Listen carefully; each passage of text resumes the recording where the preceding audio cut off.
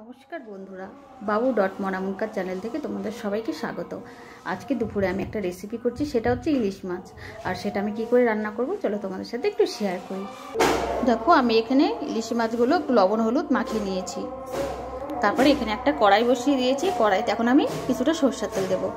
আমি কড়াইতে তেল দিয়ে দিয়েছি, এবার তেলটা একটু গরম হতে দেবো।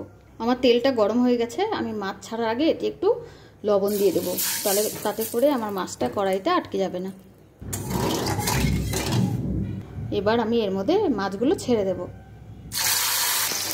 আমার মাছগুলো প্রায় ভাজা হয়ে গেছে, এখন আমি উঠিয়ে নেব। এদিকে একটা বাটিতে আমি সরষা আর একটা বাটিতে আমি পোস্ত বেটে নিয়েছি।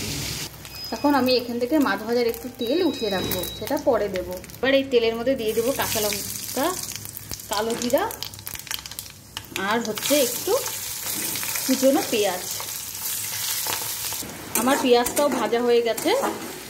এখন আমি এর মধ্যে দিয়ে দিব সরষা বাটাটা। তারপরে এর মধ্যে দিয়ে দেবো একটু পোস্ত বাটা।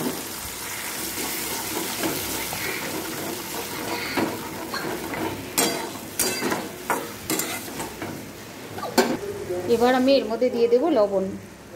আপনারা আপনাদের স্বাদ মতো লবণ দেবেন। আর দিয়ে দিলাম হলুদ।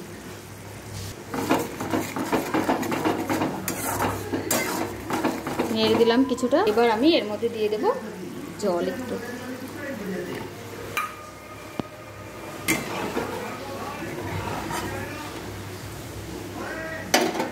আর এবার দিয়ে দেবো একে একে মাছগুলো।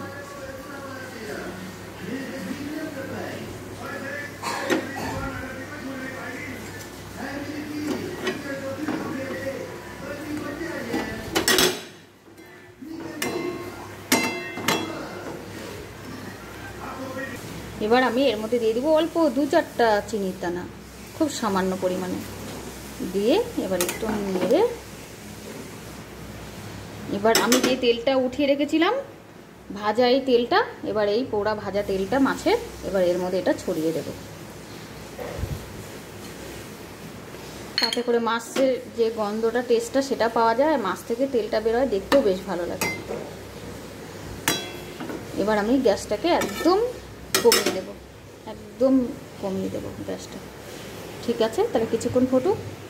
আমার ইলিশ মাছ ফুটে গেছে, একদম রেডি। এখন আমি নামানোর সময় একটু সরষের তেল এর মধ্যে দিয়ে দিলাম। এবার আমি ঝোলটাকে নামিয়ে দিলাম। এই পুরো রেসিপিটা আমি আমার শাশুড়ি মায়ের কাছ থেকে শুনে রান্না করেছি বন্ধুরা। আশা করি খুবই ভালো হবে, তোমরা একবার করে দেখো। ঠিক আছে, রাখছি তাহলে, নমস্কার।